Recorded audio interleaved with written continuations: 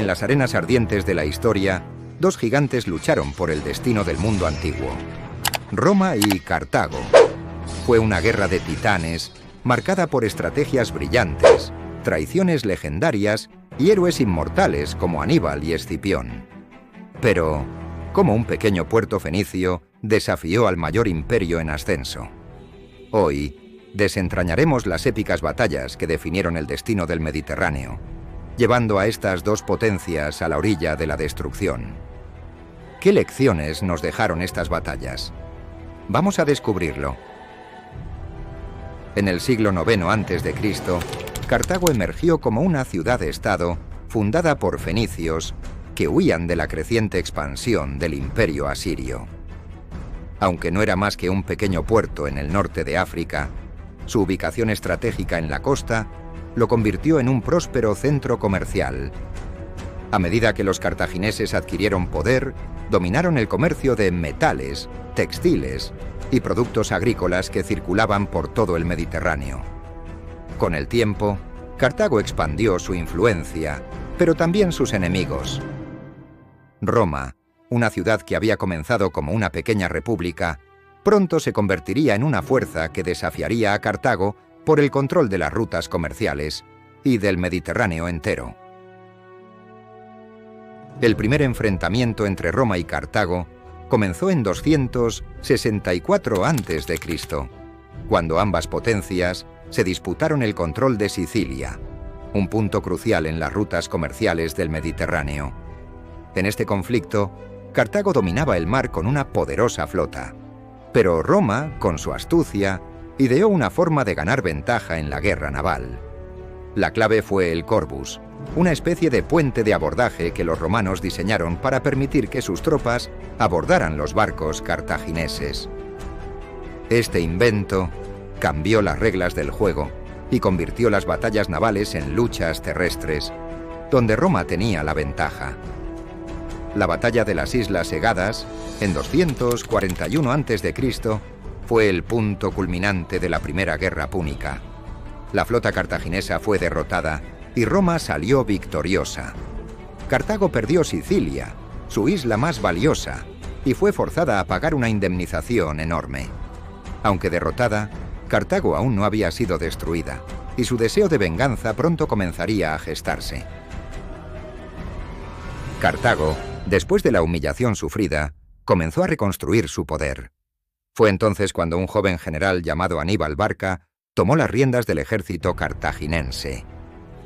En 218 a.C., Aníbal ideó una de las estrategias más audaces de la historia: cruzar los Alpes para atacar directamente a Roma. Este movimiento fue una hazaña monumental que costó la vida de muchos de sus hombres y elefantes. Sin embargo, Aníbal logró llegar a Italia con un ejército de élite. Su primera gran victoria ocurrió en la batalla del lago Trasimeno en 217 a.C. Aníbal, con una táctica de emboscada perfecta, rodeó al ejército romano, causando una de las peores derrotas en la historia militar romana. Pero fue en la batalla de Canas, en 216 a.C., donde Aníbal alcanzó la cima de su genio militar.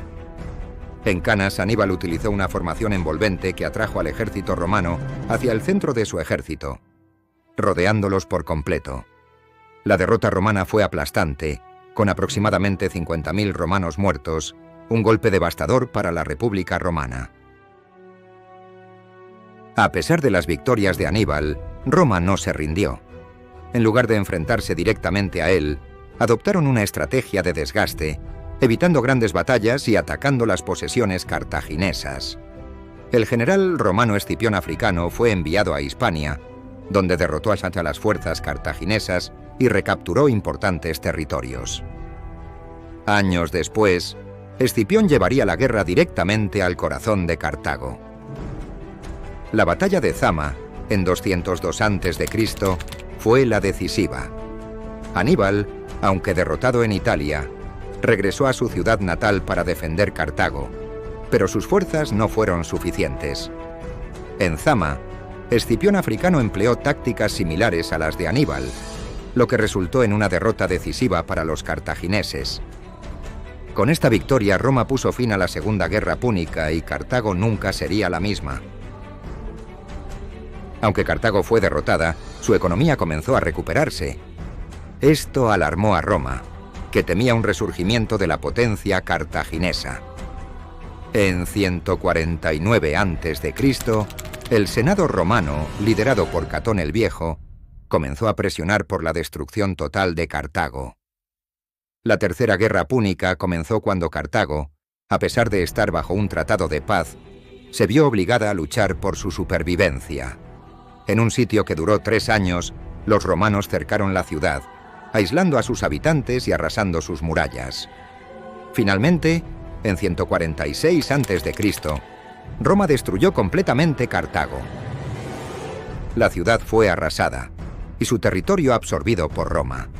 Cartago dejó de existir como potencia y el sueño de un imperio cartaginense se desvaneció para siempre.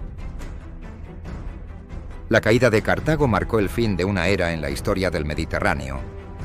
Roma se consolidó como la potencia dominante, pero las lecciones de las guerras púnicas nunca fueron olvidadas. Las épicas batallas entre Roma y Cartago nos enseñan sobre la resiliencia, la estrategia y el precio de la ambición. Aunque Cartago fue destruida, su legado vivió como un recordatorio de cómo incluso los imperios más grandes pueden caer. Hoy, el nombre de Aníbal, Escipión y la ciudad de Cartago siguen siendo símbolos de la lucha, el coraje y la grandeza de las civilizaciones antiguas. Esto es todo. Si has llegado hasta aquí, enhorabuena, nos vemos pronto.